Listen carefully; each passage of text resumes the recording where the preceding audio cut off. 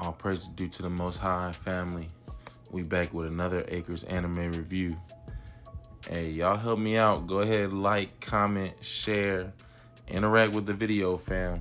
I busted my butt off my bike the other day, and that's really the only thing that's gonna help me feel better, if I'm being honest with you. Go ahead and help me out. But so, I just finished watching episode 22 of Kaiju number 8. And we getting into it, family. Okay, let me go in order, but this episode was it. Like, it's going down right now. So we open the episode. I don't know old boy's name, but this is one of Kafka's old, I think it's the supervisor from his cleanup crew job. I want to say it's the supervisor. If it's not a supervisor, it's one of his co-workers. But he's definitely from the cleanup job, and he's marrying off his daughter. He's like extra nervous. He about to walk his daughter down the aisle, and we get interrupted with a kaiju attack. Oh, that's crazy. That's crazy. That's sinister work, for real. And we get into a situation where his daughter is about to get eaten in front of him. So he's freaking out. He bit himself on some Aaron Yeager type time, trying to get the kaiju's attention. And she about half eaten by the time that Nadami gets there. The captain of the first division. And he's slicing and dicing. He low-key make light work, but like that's what we expect of Nadami. Am I remembering correctly, family? He's using 3 kaiju items. His weapon is a kaiju item. He has like kaiju contact lenses. And then I want to say his suit is a third kaiju item. Am I remembering that correctly? So this was like this, and that was the theme of the episode. Of course, Nadami wasn't revealing any new kaiju tech, but everybody else was. Everybody else was. And Loki, I was expecting to see Reno Ichikawa, but we didn't see him. Anyway, Nadami came in, made light work, saved everybody at the wedding event.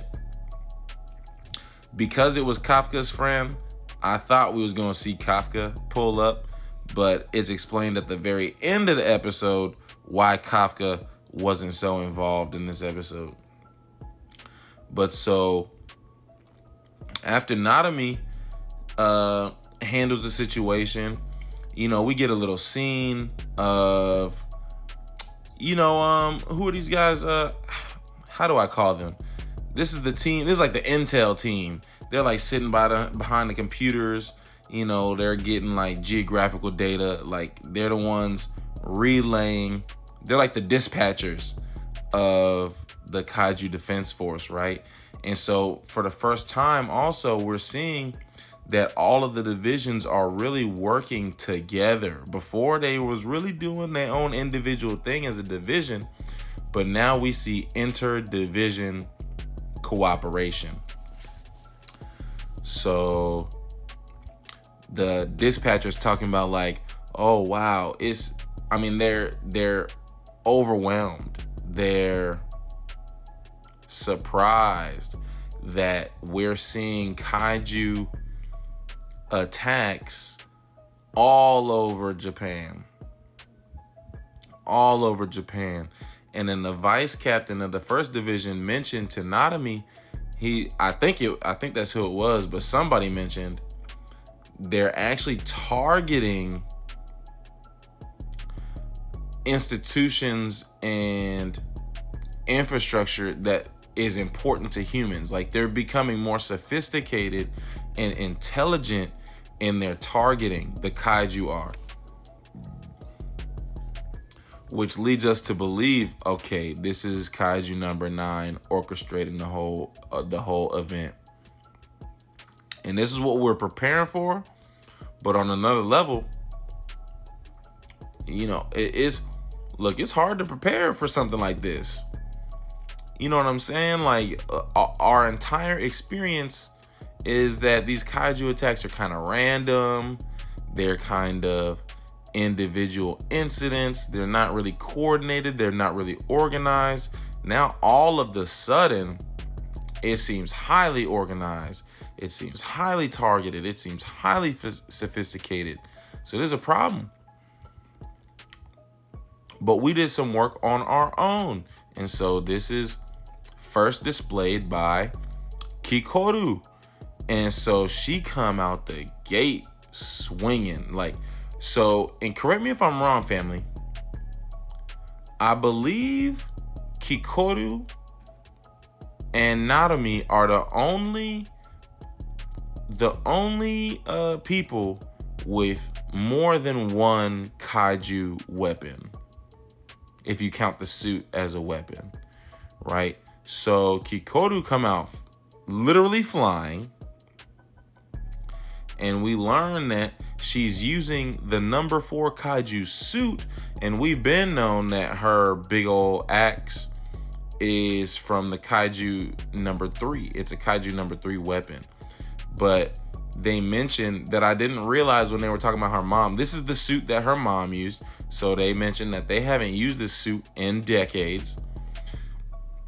But this suit enables her to literally fly. And we knew that Kikoru was already one of the top people to really unleash a high combat power. So she was already fast. Now she can literally fly, and she's got like the biggest axe you could imagine. So she's out here just slobber knocking kaiju. And there was like a support team. I forgot what division it was, but there was a team like to support her, and they was mentioning, man, we really can't even, like, what are we gonna do to help her? We can't even keep up. So they tried their best, but Kikoru is that impressive. She's that strong at this. Somebody says she's captain level. She's still a rookie, family, but we know that this is after her training arc with Narumi. She done had a solid month with the top kaiju defense person, right, in Narumi. Now, we also seen that Hoshina, he's wearing his suit from kaiju number 10. And tell me why Hoshina got the first AI kaiju suit. Because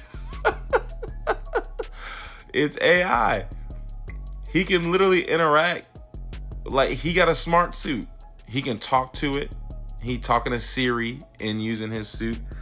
And this creates a problem in that, his suit has like a personality.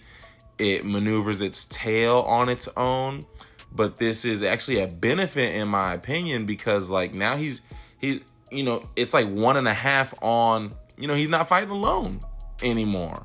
And he was already strong, but we know his setback was that he can't defeat uber strong, uber big kaiju. I think this suit is gonna like solve that problem for him, but also it's changing his fight style.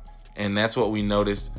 Like at first, when Hoshina was trying to dictate the fight style, the combat power was dropping.